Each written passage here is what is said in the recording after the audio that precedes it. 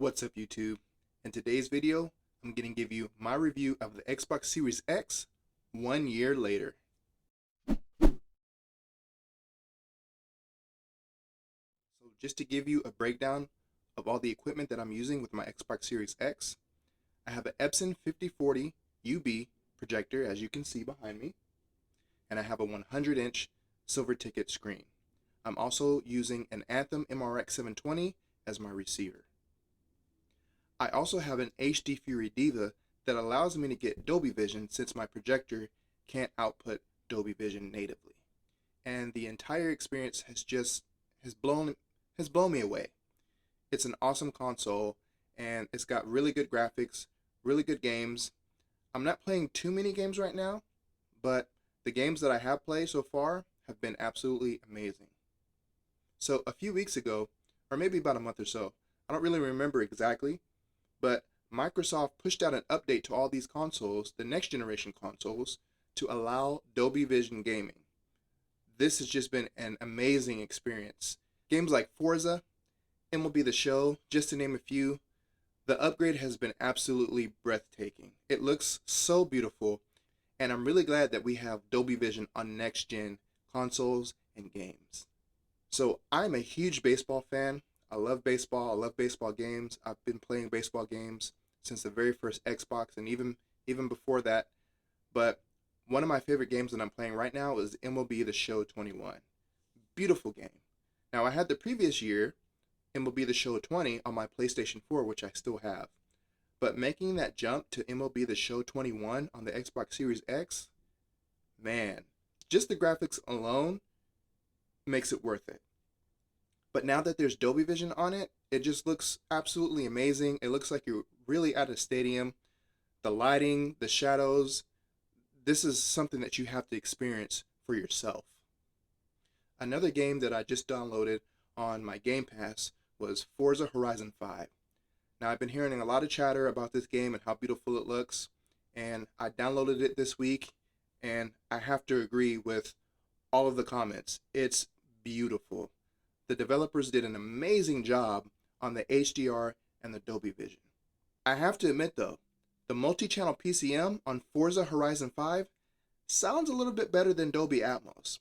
I don't know what the deal is with that, but to me, to my ears, it just sounded better. But the Dolby Atmos is a good addition as well.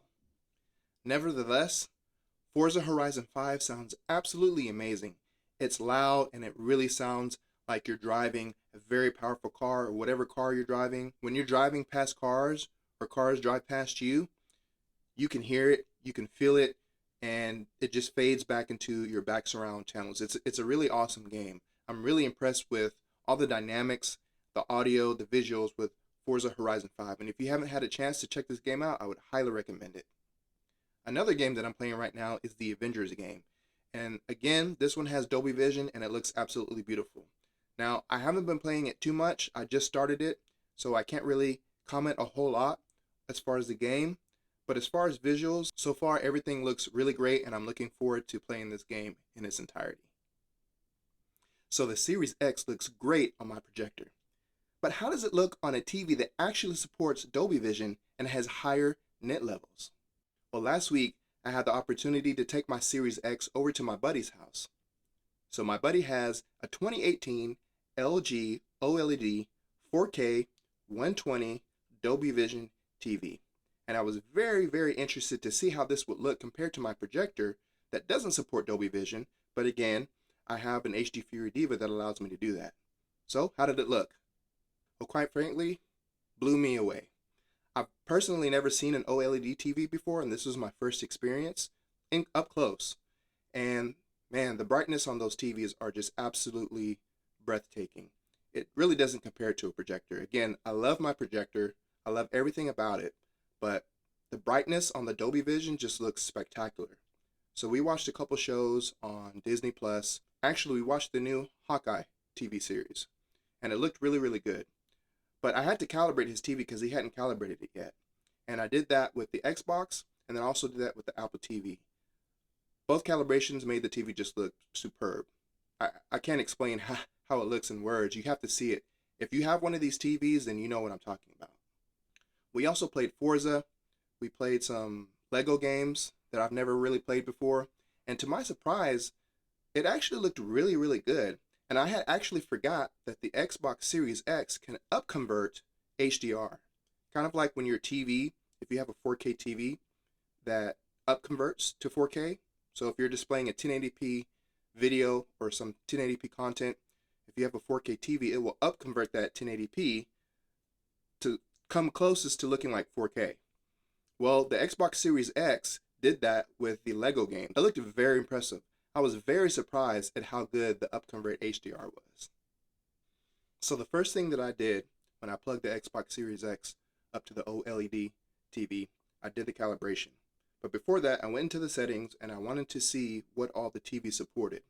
And when I did that, everything lit up. Everything was green.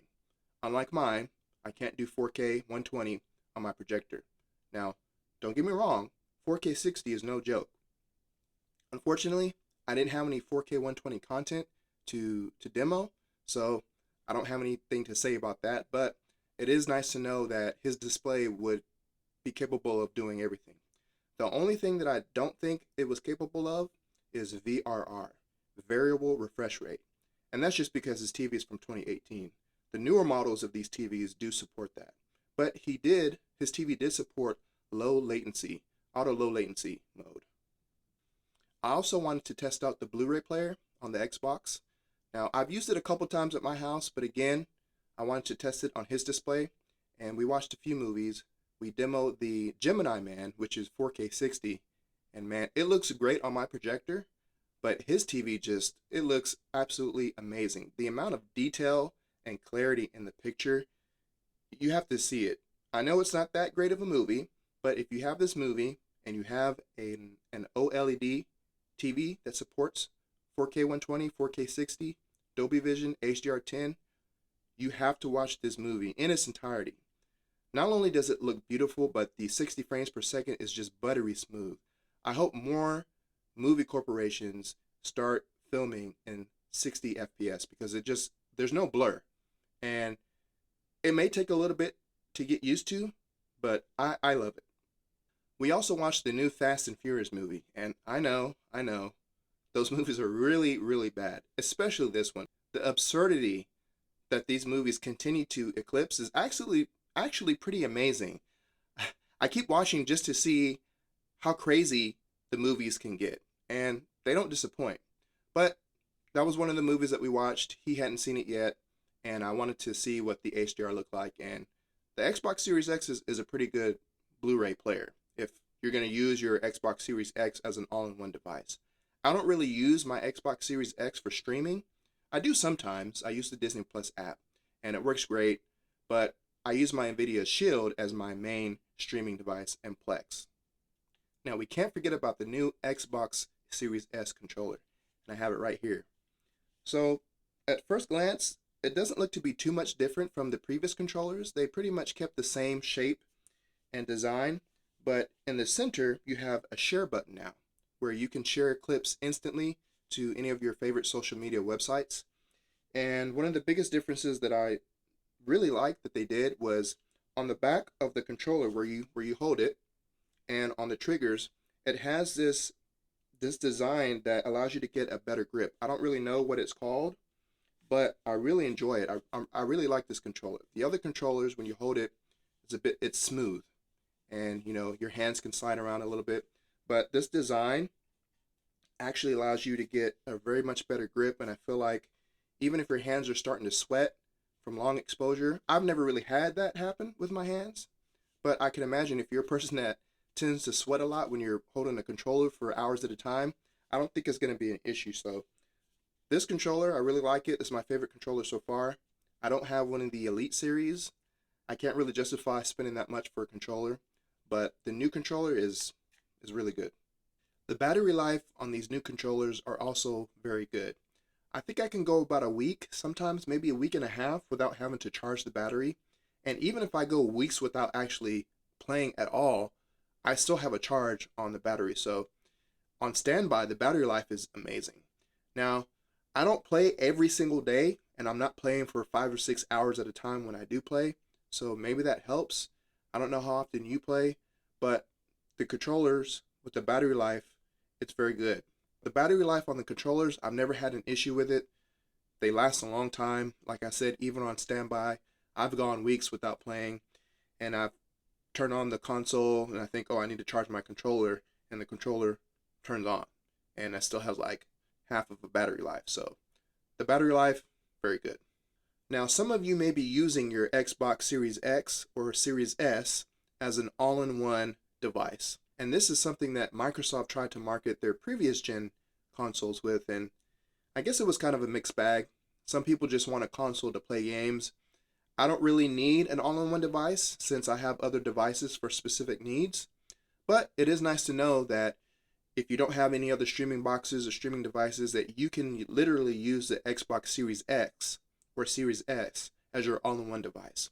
So it has tons of streaming apps. And actually, I think they have more than the PS4. I don't have a PS5, so I can't compare it to that, but I have noticed that Xbox seems to support a lot more streaming services. And I don't use my Xbox a whole lot for streaming, but I have used it before. I've used Disney Plus, I've used Amazon, I've used HBO Max, and I've used Plex. Now, Plex is one streaming app that I was really interested to see if they made any improvements, because the Xbox and Plex experience has always been kind of janky.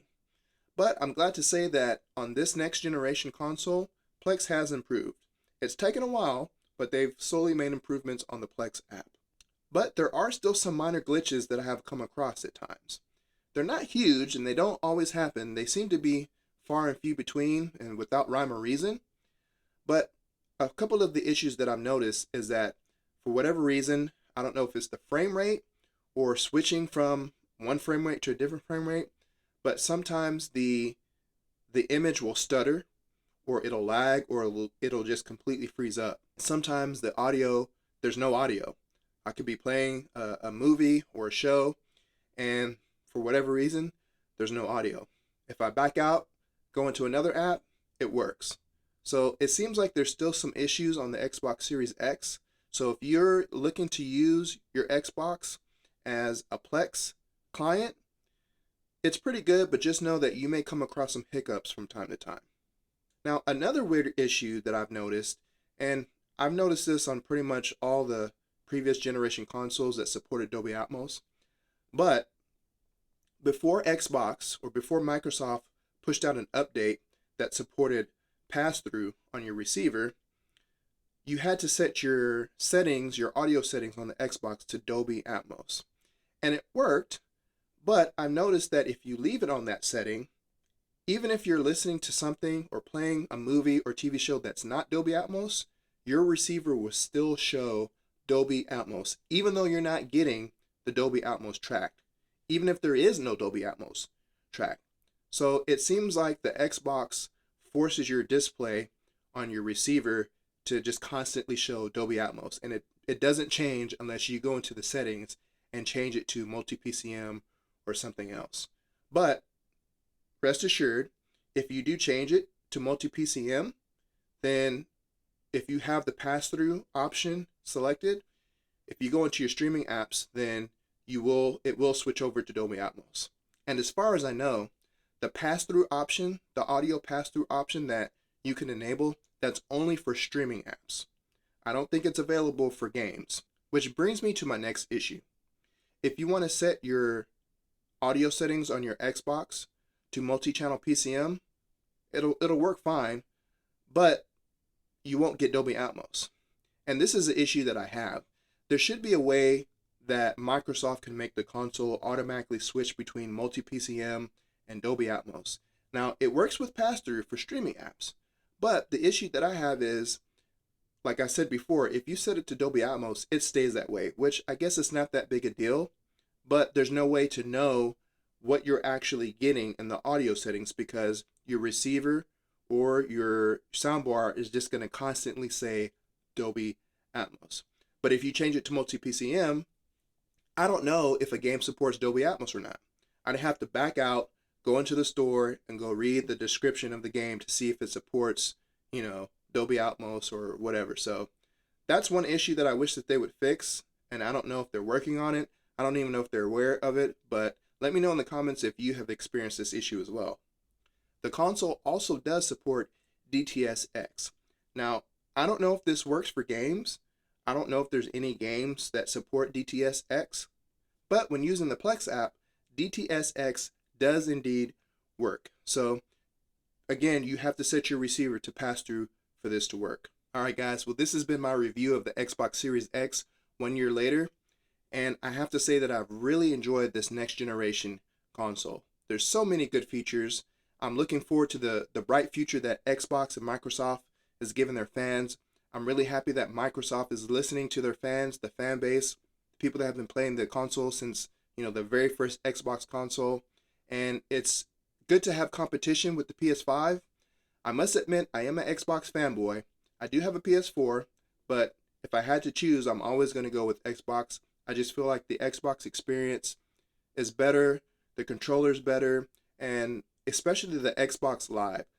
Xbox Live to me is just way better than whatever Sony has, the PlayStation Network.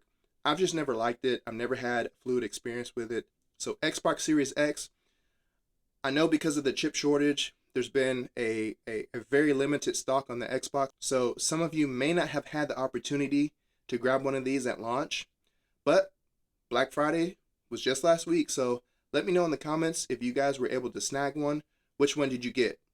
Did you get the Xbox Series S or the Xbox Series X? Alright guys, thank you for watching. And as always, please remember to like and subscribe, and I'll see you in the next video.